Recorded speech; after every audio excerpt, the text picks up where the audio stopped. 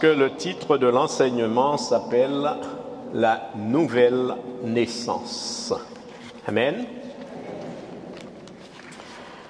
La nouvelle naissance, frères et sœurs, c'est une étape essentielle que chaque croyant est appelé à vivre sur la terre. Elle commence par le baptême, puis conduit par l'Esprit Saint,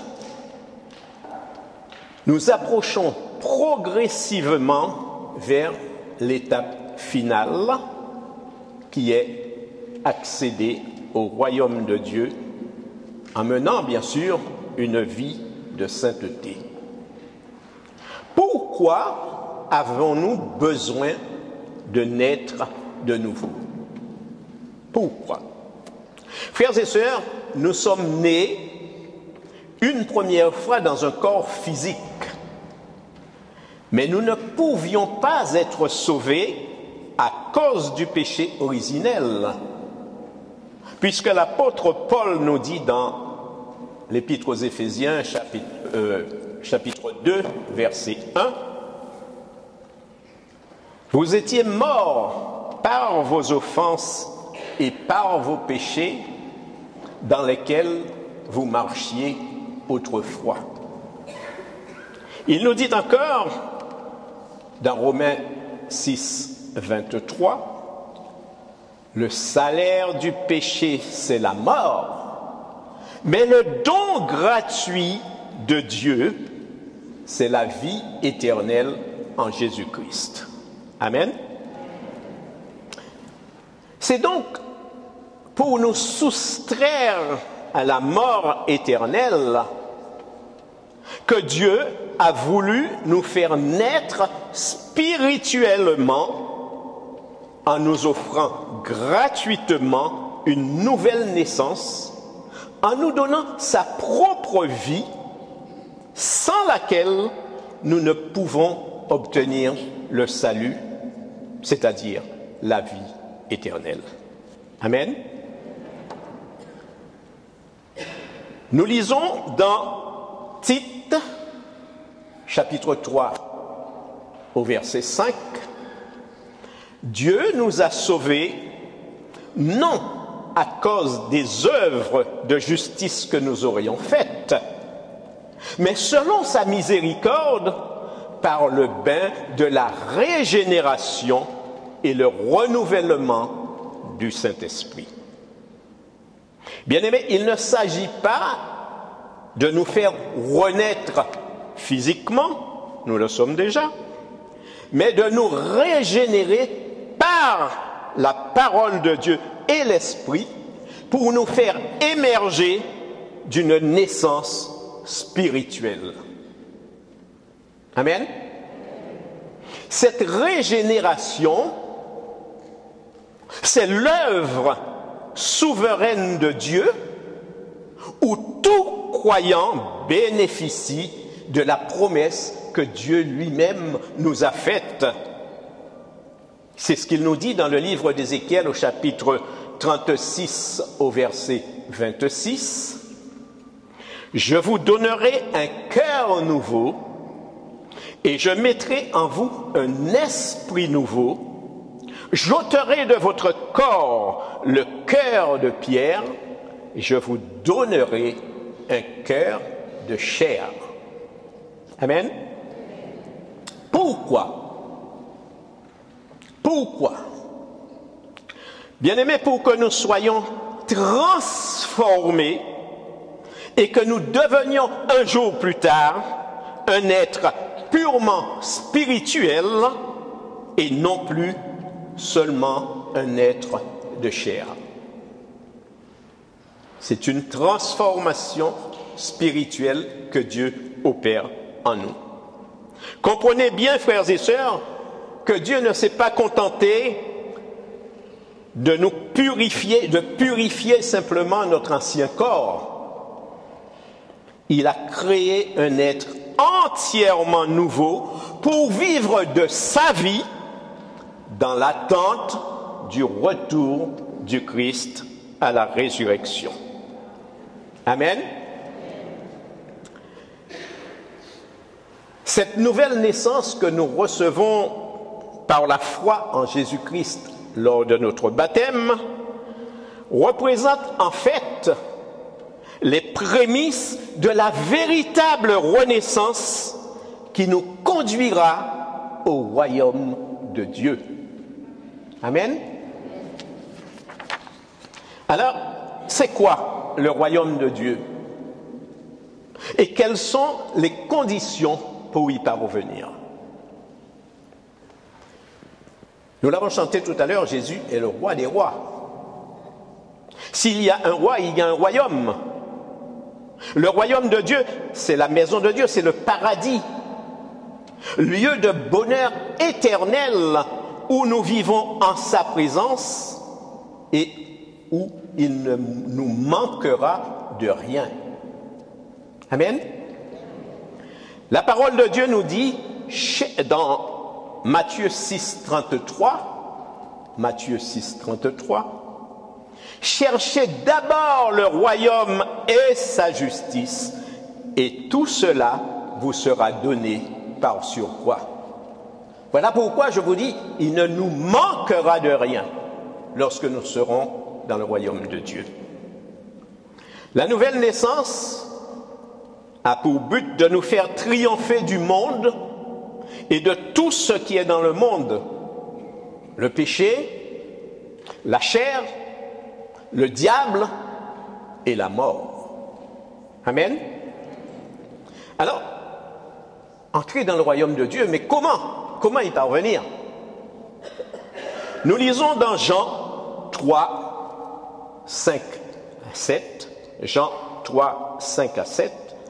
En vérité, je te le dis, si un homme ne naît d'eau et d'esprit, il ne peut entrer dans le royaume de Dieu. Ce qui est né de la chair est chair, ce qui est né de l'esprit est esprit. Ne t'étonne pas si que je t'ai dit, il faut que vous naissiez de nouveau. Qu'est-ce que cela veut dire? Dans ce passage de la Bible, Jésus explique à Nicodème, un responsable juif, docteur de la loi qui plus est, qu'il faut naître d'eau et d'esprit pour entrer dans le royaume de Dieu. C'est-à-dire de passer de l'état de chair à l'état d'esprit pour devenir un être spirituel. C'est la condition essentielle pour entrer dans le royaume et obtenir le salut, c'est-à-dire la vie éternelle. Alors, comment s'effectue cette opération? C'est par l'action simultanée de la parole de Dieu symbolisée par l'eau et l'Esprit de Dieu que nous recevons lors du baptême, que nous recevons donc la vie de Christ qui fait de nous cette création nouvelle. C'est ce que nous subissons, frères et sœurs, lorsque nous recevons le baptême. Il y a l'imposition des mains par le serviteur de Dieu. Il y a l'eau et il y a l'esprit que nous recevons. Et c'est là que se passe cette transformation. Nous sommes transformés, dirait Jésus, en la même image. Nous avons l'impression que rien n'a changé. Mais non, nous devenons spirituels. Nous portons cette carapace. Mais nous ne sommes plus le même. Une première phase a commencé. Nous sommes spirituellement des êtres, des enfants de Dieu. Tant que nous n'avons pas reçu le baptême, bien-aimés, comprenez bien cela, nous sommes des créatures, mais nous ne sommes pas enfants de Dieu. Donc nous ne pouvons pas bénéficier de ce que Dieu a prévu pour nous dans le royaume. Si nous ne recevons pas le baptême, si nous n'avons pas eu cette transformation qui est une route, un chemin qui va nous conduire au royaume. D'ailleurs, l'Écriture nous dit dans 2 Corinthiens 5, 17, « Si quelqu'un est en Christ, il est une nouvelle création. Les choses anciennes sont passées. Voici, toutes choses sont devenues nouvelles. » Amen. Attention toutefois à ne pas confondre cette transformation du baptême avec ce que nous appelons ici l'effusion de l'esprit ou baptême de l'esprit que nous avons reçu ici pour pouvoir effectuer ce que Dieu nous demande. Ce que nous recevons ici, l'effusion, c'est un revêtement de l'esprit, c'est-à-dire une onction par laquelle nous pouvons opérer des signes et des prodiges au nom de Jésus. Amen. Alors, la parole est l'Esprit de Dieu. Je vous ai dit tout à l'heure que nous recevrons par le baptême la parole et l'Esprit de Dieu. Quel est le rôle de chacun? Il faut savoir que l'Esprit est lié à la parole. L'Esprit ne va pas sans la parole ne va pas sans l'Esprit. L'Esprit est lié à la parole et tous deux agissent simultanément, chacun dans un rôle qui lui est propre. Tous les deux se déclenchent en même temps, mais un a son rôle et l'autre un autre rôle. Nous lisons dans 1 Pierre 1, 23, 1 Pierre 1, 23, « Vous avez été régénérés non par une semence corruptible, mais par une semence incorruptible, par la parole vivante et permanente de Dieu. » Amen. C'est-à-dire que lorsque la parole, au moment du baptême, nous ne ressentons rien, bien sûr.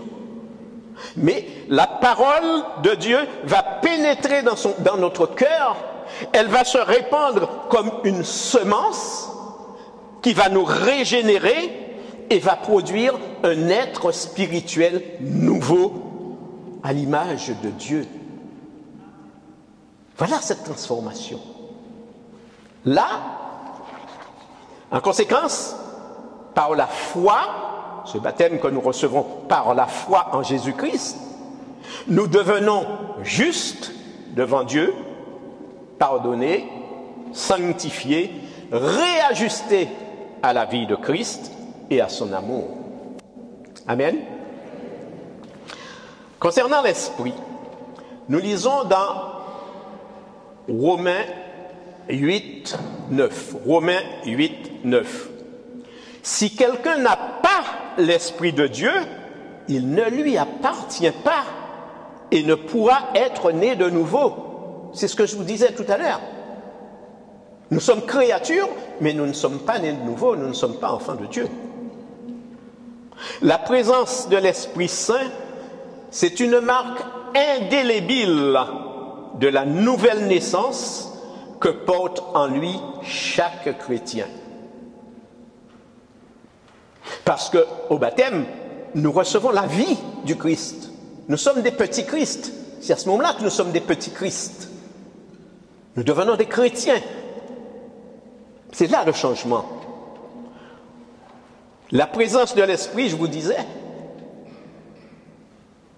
c'est une marque indélébile, une marque qui ne s'efface pas de la nouvelle naissance en chaque chrétien.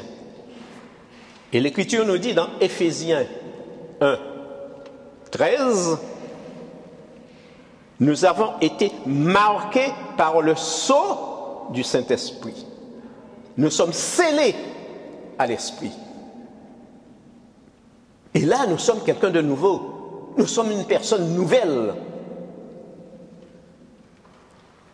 Le Saint-Esprit va alors nous témoigner de cette nouvelle naissance que nous avons reçue, en nous révélant par une conviction intérieure que nous sommes enfants de Dieu, justifiés et sauvés, héritiers de Dieu et co-héritier du Christ. Amen.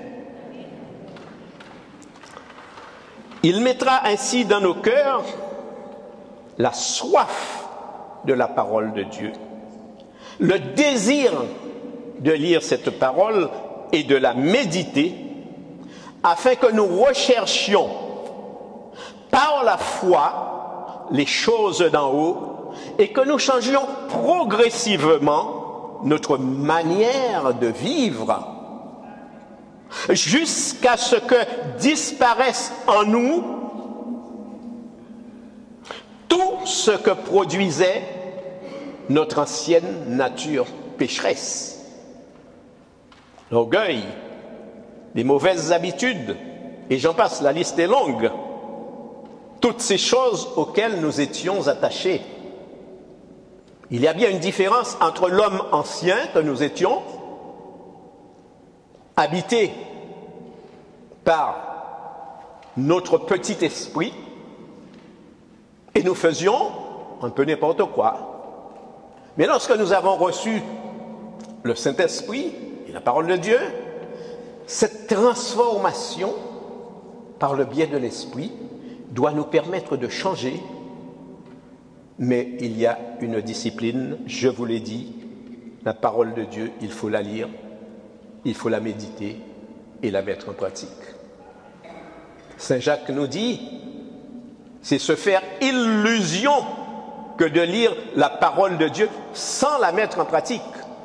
C'est comme si vous lisiez un magazine quelconque, vous le lisez, ça n'a aucune influence sur vous. Mais lorsque vous lisez la parole de Dieu, cette parole doit vous transformer. Aimez-vous les uns les autres, par exemple. Nous devons la mettre en pratique. Si nous la lisons simplement, bon, nous restons toujours pareils. C'est un cheminement spirituel important. Il est écrit dans Colossiens 3, versets 9 à 10, « Étant dépouillé du vieil homme et de ses œuvres, et ayant revêtu l'homme nouveau qui se renouvelle dans la connaissance selon l'image de Dieu. » Régénération, transformation, renouvellement.